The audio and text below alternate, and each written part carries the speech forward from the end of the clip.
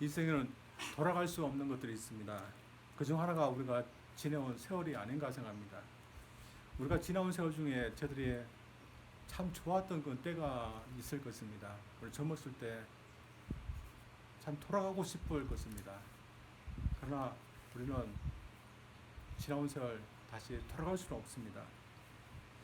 이 갈 수 없는 그런 세월뿐만 아니라 저희 또한 돌아갈 수 없는 것이 또 있습니다. 그것은 우리가 죄에 대해서 죽었다는 것. 다시 말해서 우리가 죄를 지었던 그 옛 상태로 우리는 돌아갈 수 없다는 겁니다.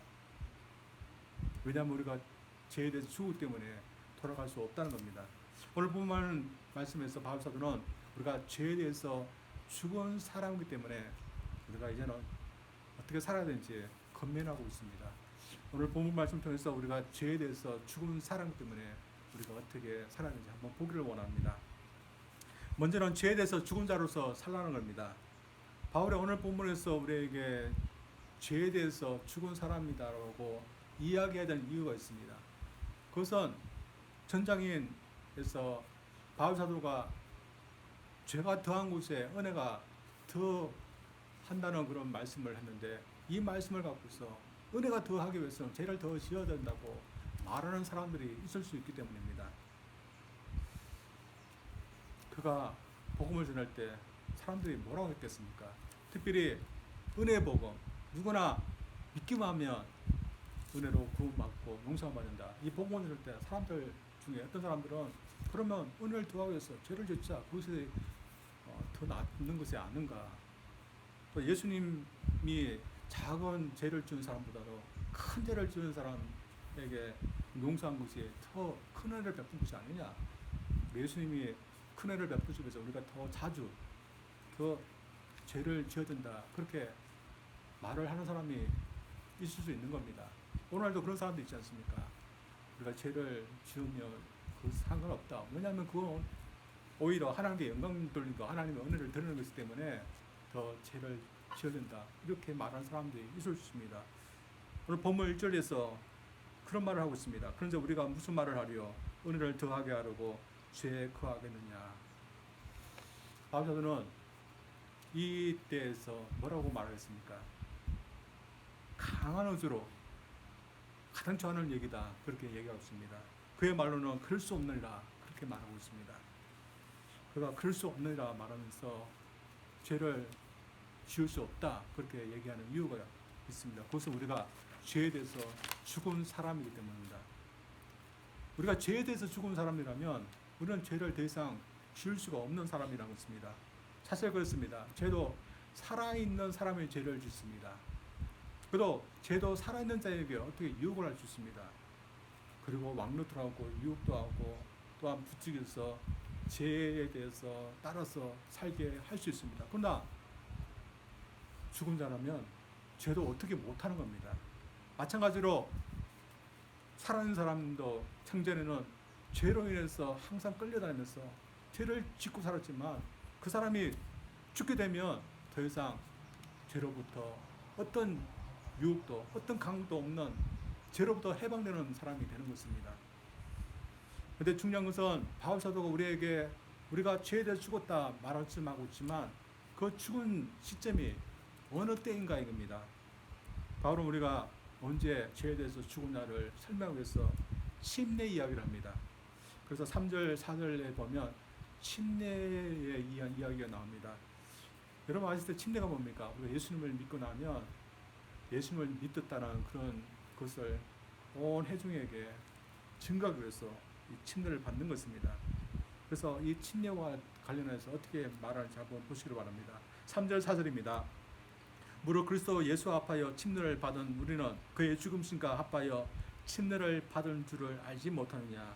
그러므로 우리가 그의 죽으심과 합하여 침례를 받음으로 그와 함께 장사되었나니. 이 말을 보면 주님의 죽으심과 합하여 우리는 침례를 받았다, 침례를 받음으로 그와 함께 장사되었다, 이 말씀을 하고 있습니다. 그렇다면 이 말은 우리가 죄에 대해서 죽었던 그때는 침례를 받은 때라는 것을 말하고 있는 것일까요? 다시 말해서 우리가 침례를 받음으로 죄에 대해서 죽는 것이고 그러면서 죄 용서함 받고 구원 받는다는 의미일까요? 바울사도는 이 구주를 통해서 침례를 통해서 구원 받는다. 또한 침례를 통해서 우리가 죽었다. 이런 의미를 말하고 있지 않습니다. 대신에 당시 성도들 또 오늘날 저희들도 왜 침례를 받는지 그 의미에 대해서 이야기하고 있습니다. 우리가 왜 침례를 받습니까? 우리는 예수님과 함께 죄에 대해서 죽은 사람이기 때문입니다. 또한 예수님과 함께 장사 지낸 바 된 사람이기 때문입니다. 그리고 예수님과 함께 부활에 참여할 사람인 것을 믿기 때문에 침례를 받는 것입니다. 그렇다면 우리가 언제 죽었다는 겁니까? 예수님과 함께 죽었다는 겁니다. 예수님은 언제 죽었습니까? 골고다 언덕에서 죄에 대해서 죽으셨습니다. 그러나 우리가 현실을 보면 예수님이 홀로 골고다 언덕에서 죽으셨고 또 홀로 무덤에 묻히셨다는 것을 우리는 알고 있습니다. 그러나 예수님에게는 그 밑에 연합되어 있는 그런 여러 믿는 자들이 있는 겁니다. 연합되어 있다는 말이 식물의 언어로 접붙임을 당한다 그런 의미입니다. 우리가 식물을 접붙임할 때 가지를 꺾어서 다른 식물에게 부시지 않습니까? 그러면 그것이 자라납니다. 마찬가지로 저희들 죄 가운데 있는 사람들이 그것에서 잘려서 예수님께 접붙임 받아서 연합된 사람들입니다. 따라서 저희들 예수님과 함께 하기 때문에 예수님이 죽었을 때 저희들도 죽은 것이며 예수님의 장사 지낸 바 됐을 때 저희들도 장사 지낸 바 된 것이며 예수님이 부활하실 때 저희들도 부활에 참여한 것이라는 것입니다. 따라서 하나님은 우리에 대해서 어떻게 생각하실까요? 우리를 예수님과 함께 죄에 대해서 죽은 자로 보시는 것입니다. 따라서 우리는 죄에 대해서 죽었기 때문에 하나님 우리의 죄에 대해서 묻지 않으시는 것입니다. 세상에서도 죄 지은 자 살았을 때는 거기에 책임을 묻지만 죽게 되면 더 이상 책임을 묻지 않습니다. 하나님도 그렇게 하겠다는 겁니다. 그래서 우리가 예수님과 함께 연합해서 죽게 된 그것이 얼마나 큰 은혜인지 모릅니다. 따라서 하나님이 우리를 보실 때 우리가 죄에 대해서 예수님과 함께 죽은 자라고 보신다면 우리는 살면서 살 때 그런 사람으로 살아야 되는 겁니다. 다시 말해서 내가 죽었다. 죄에 대해서 죽었다. 우리는 그 생각을 늘 하면서 그렇게 살도록 노력해야 되는 겁니다. 그러나 여러분, 우리 실생활에서 우리들 그렇게 하고 있습니까? 실생활에서 내가 죄에 대해서 죽었다. 그런 생각을 하면서 그렇게 하도록 노력하면서 살고 있습니까? 우리 그리스도를 보면 그렇게 하려고 노력한 분도 있지만 그렇지 못한 분들도 많이 있음을 보게 됩니다. 그래서 어떤 경우는 죄를 짓지 않으려 노력했다가 어떤 경우는 죄를 쉽게 범하면서 삽니다. 그건 뭡니까? 혼자서 살았다 죽었다 반복을 합니다. 그러나 우리는 죄에 대해서 죽은 사람 때문에 우리는 다시 돌아갈 수 없는 겁니다.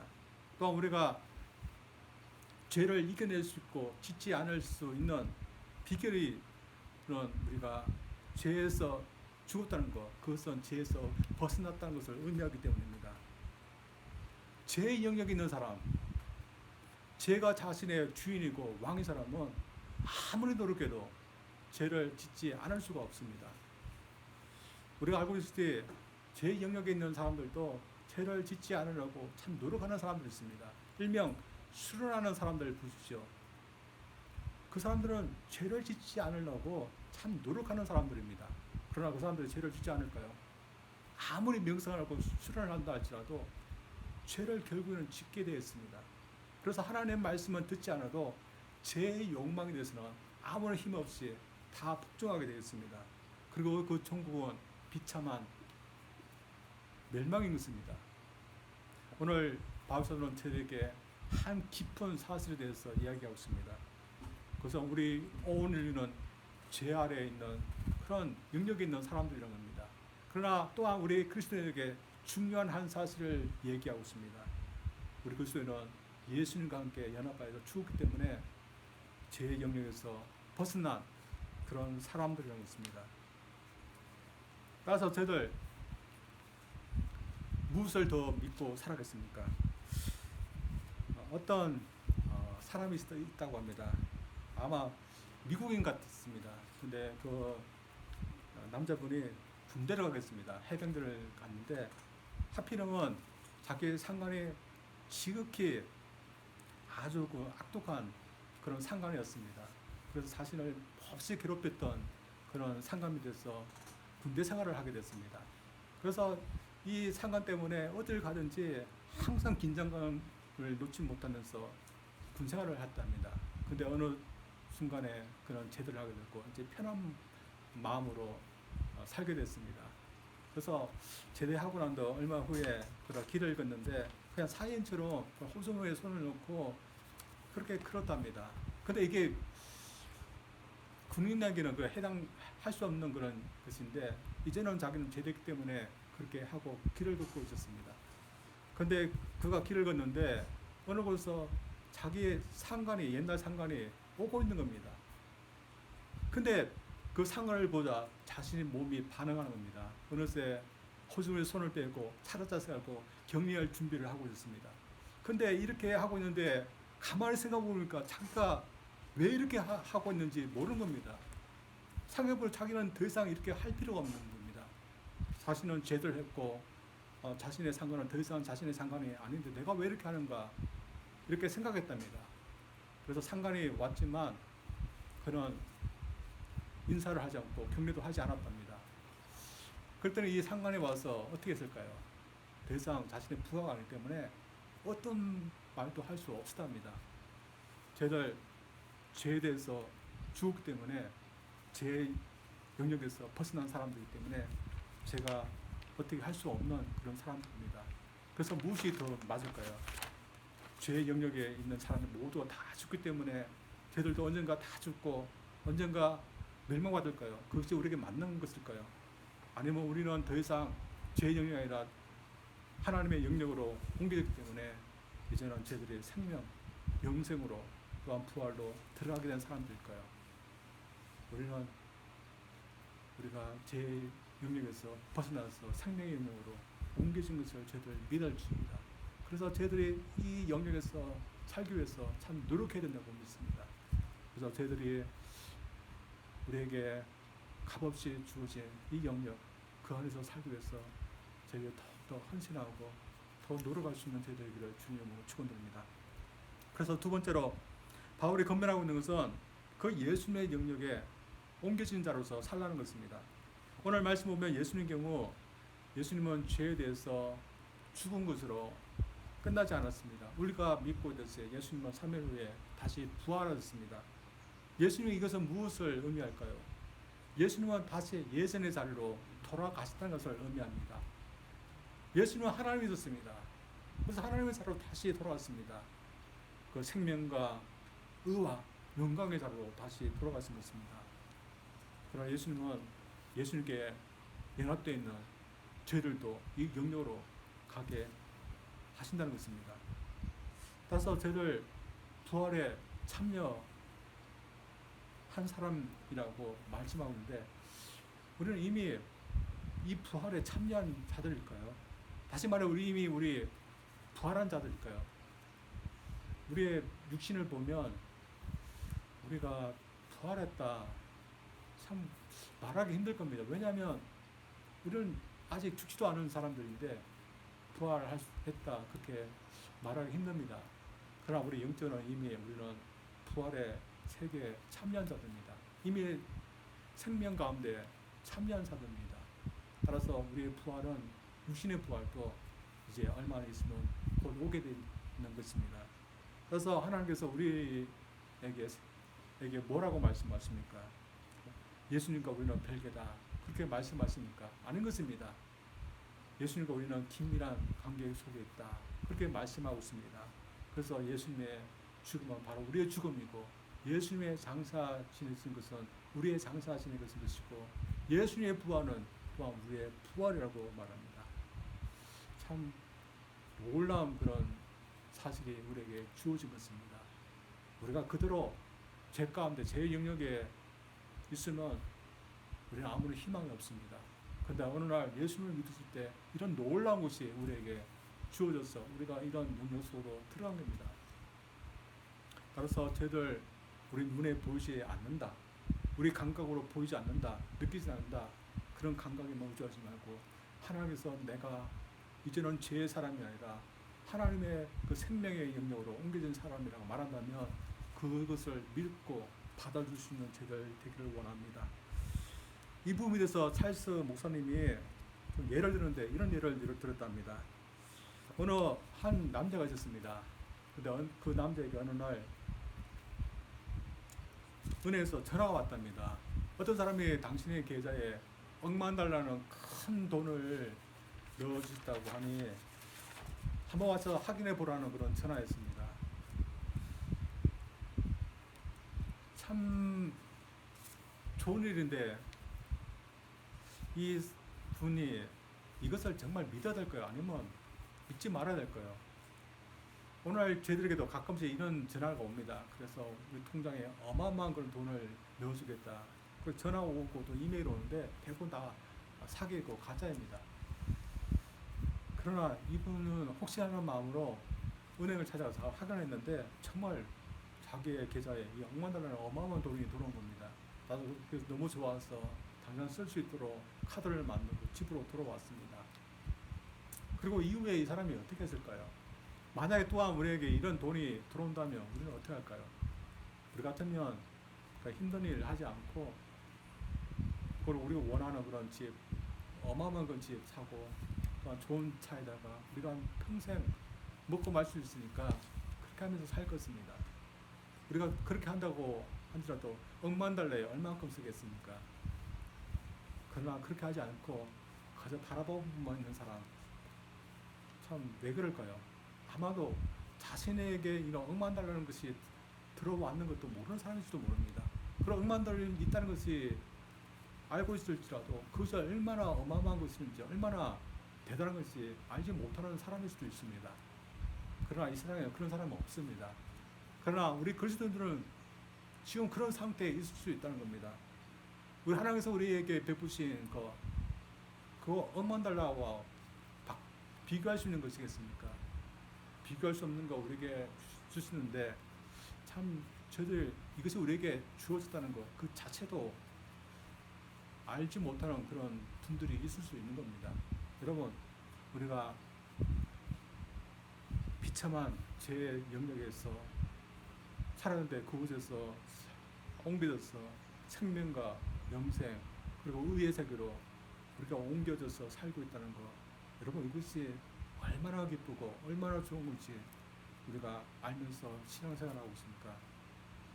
참 우리가 그렇지 못한 때가 있지만 그것을 조금이라도 경험한 분이라면 참 우리가 은혜 받았다는 것을 우리가 알 겁니다. 그것을 직접 보고 느낀 사람이 있는데 여러분도 여러분 얘기했던 그런 분입니다. 그분은 주님을 믿지 않았던 그런 사람이었습니다. 주님을 믿지 않을 분들은 몹시 예수님을 싫어하고 예수 믿는 사람도 싫어했던 그런 사람이었습니다. 근데 이 사람이 어느 날 환상 중에서 천국과 지옥 구경을 하게 됐습니다. 아마도 하나님은 너무너무 이 사람이 예수님을 싫어하니까 한번 보아라 하면서 보여주는 것 같습니다. 그래서 이 사람이 천국을 먼저 보게 되는데 천국을 가보니까 이 세상에서 정말 보기 힘든 그런 너무너무 좋은 것들이 있었답니다.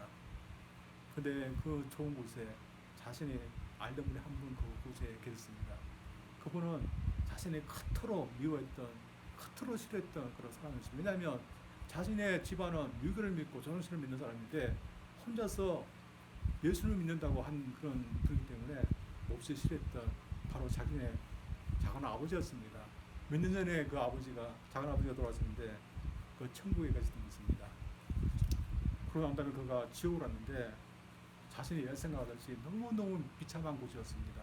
한시라도 살 수 없는 그런 곳이었는데 거기서 자신의 아버지를 본 것입니다.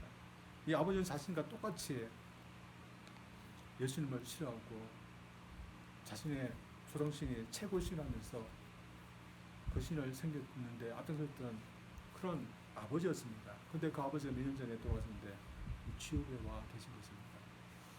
참 충격했을 것입니다. 근데 이 사람이 환상을 보고 난 다음에 다시 일상생활로 돌아오게 됐습니다. 이분이 이후에 어떻게 되었을까요? 저희들이 짐작할 수 있지 그런 예수님을 믿게 되었습니다. 예수님을 믿지 않을 수가 없었던 겁니다. 그리고 정말 깊은 마음으로 예수님을 믿었던 것 같습니다. 그래서 이분이 제가 고등학교 시절부터 천국과 지옥에 대해서 간증하면서 열심히 또한 자신의 교회도 충성하면서 살았던 것 같습니다. 따라서 저희들 똑같이 이분도 죽음과 그런 사망이 있는 그런 죄의 영역에서 생명과 의가 있는 그런 주님의 영역으로 옮겨졌는데 이분의 경우 어떨까요? 참 이곳으로 옮겨진 것에 대해서 너무나 감사하고 너무나 친다여 있을 것입니다. 또한 너무나 다행이라고 생각할 겁니다. 따라서 이분은 절대로 다시 죄의 세계로 다시 돌아가리라 절대로 생각하지 않을 겁니다. 우리도 마찬가지입니다.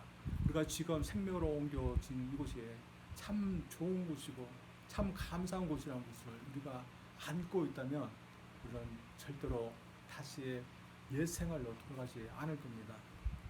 만약에 그렇게 한다면 이 사람은 탈북한 사람과 비슷하다고 할 수 있습니다. 제가 이것을 탈북과 연관해서 설교하는 어떤 목사님의 설교 듣는데 정말 그런 것 같습니다. 여러분 아시듯이 탈북한 사람들이 왜 탈북을 하겠습니까? 김정은 정권에서 사는 것이 몹시 힘들기 때문에 탈북한 겁니다. 그래서 목숨을 걸고도 탈북하는데 그래서 탈북해서 남한사회에서 편하게 자유롭게 살고 있는데 어느 날 갑자기 다시 북으로 돌아가겠다 그런 마음을 가질 수 있겠습니까? 절대로 그런 생각을 하지 않을 겁니다. 그리고 만약에 어떤 북에서 내려온 사람이 김정은의 명령이다 주님께서 당장 오시란다면서 명령에다 한다면 이해하면서 그 명령에 복종하겠습니까? 이제 북한 사회의 그 영역, 김정은의 그 정권의 영역에서 있지 않은 사람 때문에 김정은 명령 아무리 해도 아무 소용없는 겁니다. 그래서 김정은이 어떤 명령을 할지라도 이제 그 명령에 따를 필요가 없는 겁니다. 우리도 제 영역에서 우리를 사랑하시는 주님의 영역으로 옮겨져 살고 있으니 죄가 우리에게 무엇을 하겠습니까? 또 사망이 우리에게 무엇을 할 수 있겠습니까? 아무것도 할 수 없는 겁니다. 우리가 주님의 영역으로 옮겨와 살고 있기 때문에 이제는 죄가 이끄는데도 가지도 않고 또한 마귀의 유혹에서도 우리는 이겨내면서 살 수 있게 되었습니다. 그만큼 예수님의 영역은 안전한 것입니다.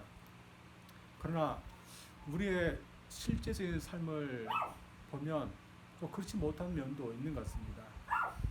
여전히 우리는 죄 아래 신음하고 있는 그 자녀들이 우리 삶에 여전히 있는 것 같습니다. 그래서 여전히 우리는 고통 가운데 이 세상을 살아가고 세상 걱정근시에 하지 않으면 안 되는 그런 삶 우리가 살아가고 있는 것 같습니다.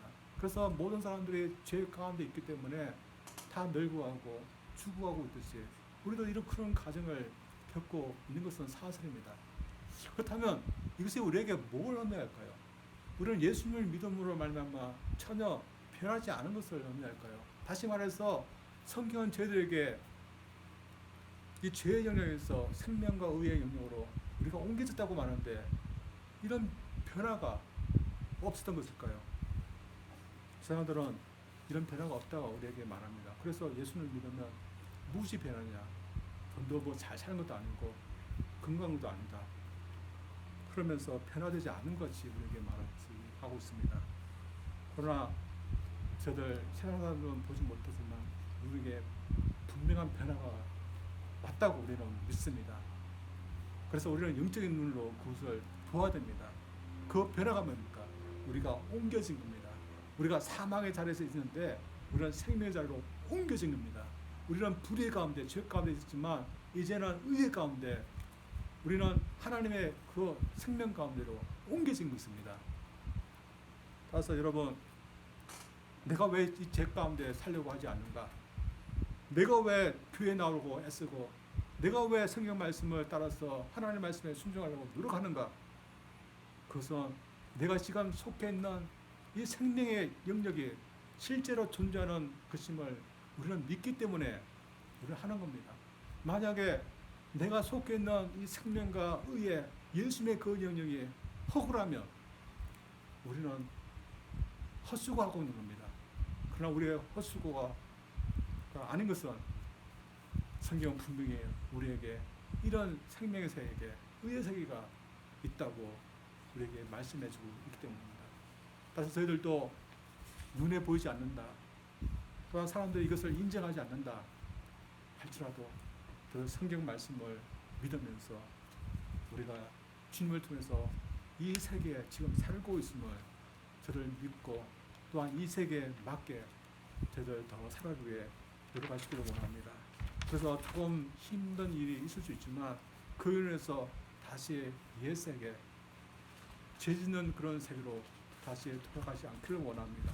대신에 이 영역에서 살기 위해서 저희들 더 주님을 의지하고 또한 주님의 명령에 따라서 우리 삶도 거룩하게 의롭게 하나님께서 기뻐하시는 그런 도구로 우리 들을 수 있기를 원합니다.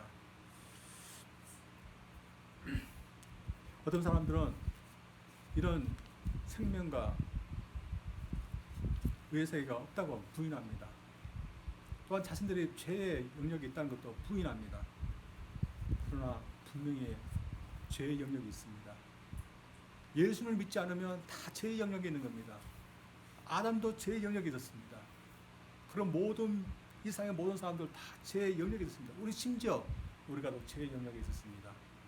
그러나 예수님을 믿게 되자 우리는 죄의 영역이 아니라 하나님께서 우리에게 베푸신 그런 생명과 의의 세계로 우리는 옮겨졌습니다. 그래서 사실입니다. 그래서 저희들 내가 예수님을 믿는 것, 또한 예수님을 믿기 위해서 열심히 교회 생활하고 또한 예배 생활하는 것, 또한 봉사하는 것, 또한 절제하고 거룩하게 살는 것, 이웃에게 은혜를 베풀려는 것, 내가 이 세계에 있기 때문에 또한 내가 이 세계에 속해서 사는 사람이기 때문에 하고 있다는 것을 여러분 확신하면서 이 세계가 변하지 않는다, 저들도 변하지 않고 이 세계에 맞는 그런 의로운 사람으로서 주님을 섬기는 자로서 살 수 있는 저희들 되기를 주님으로 축원드립니다. 우리 기도하겠습니다. 하나님 아버지 감사드립니다. 우리가 로마서 말씀을 통해서 우리 예수님과 함께 죄에 대해서 죽은 자라는 것을 우리가 듣게 되었습니다. 예수님의 십자가에서 죄에 대해서 죽었을 때 예수님께 연합된 저희들도 죄에 대해서 죽었음을 저희들 믿기를 원합니다. 그래서 죄에 대해서 이끄는 대로 사는 저희들이 아니라 이제는 죄를 이기고 우리 주님에게 온전히 드릴 수 있는 그런 자로서 저희들 살기를 원합니다. 때때로 저희들이 넘어지고 때때로 제 유혹에 의해서 죄를 짓기도 합니다. 그러나 저희들 이런 때마다 우리 주님의 도우심을 구합니다. 우리 하나님 저희들에게 은혜를 베푸사 저희들 이런 영광스러운 차이에 이 영광스러운 영역으로 우리가 옮겨졌으니 우리 하나님 앞에 감사히 여기며 그 영역에 맞는 사람으로서 저희를 살아갈 수 있도록 도와주시옵소서. 예수님 이름으로 기도합니다. 아멘.